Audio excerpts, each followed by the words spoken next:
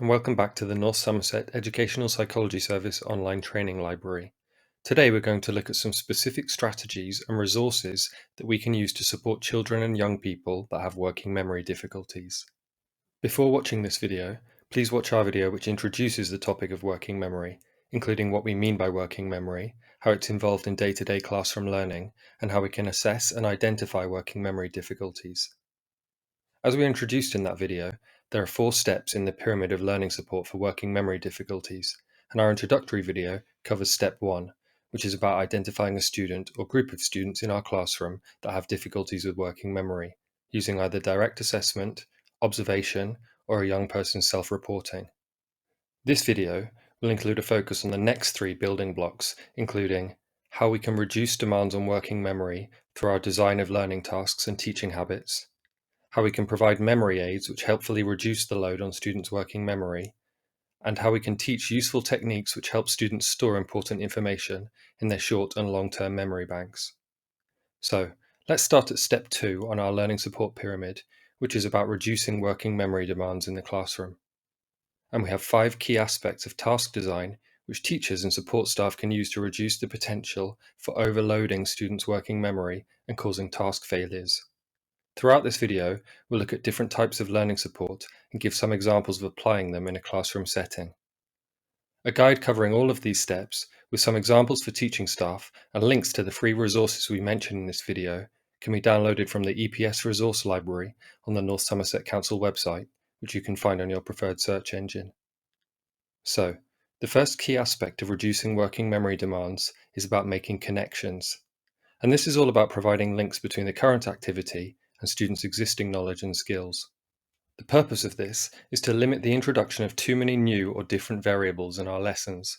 For example, we might use the same poem repeatedly to look at different aspects of poetry. Instead of introducing lots of new poems and new aspects of poetry writing, we can maintain a connection with prior learning by sticking to the same poem. And the next way to reduce working memory demands is to use a gradual reveal approach. And this is about gradually revealing the important information and instructions in a step-by-step approach. The purpose is to reduce the risk that students' short-term memories are overloaded by too much information. And if possible, we always want to introduce the overall goal or key instruction first.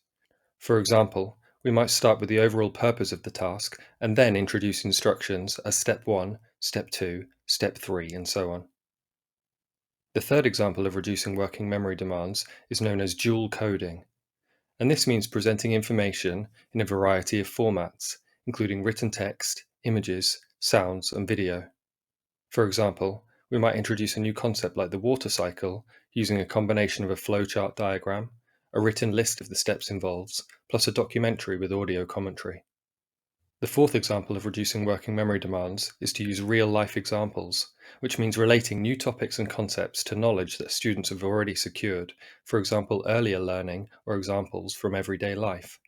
So in a classroom, we might use an analogy of cooking to explain a process like photosynthesis, where the sun provides the fuel, chlorophyll in the leaves is the cooking pot, water and carbon dioxide are the ingredients, and glucose is the final dish. The fifth and final example of reducing working memory demands is to develop regular routines. This means creating consistent, daily and weekly processes which students follow until they become automatic. For example, in English lessons we might use a consistent planning frame for every time we do some creative writing, so that students develop a consistent routine for planning their stories. So as we can see, there are a range of simple changes we can make to the way we design learning activities and present them to students, which can reduce the risk of overloading their working memory.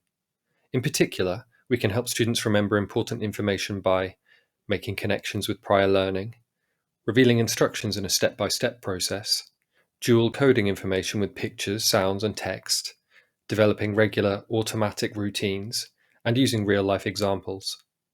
Thanks for listening. Please stick around for the next video in this series, which is about useful memory aids that we can provide to students in the classroom.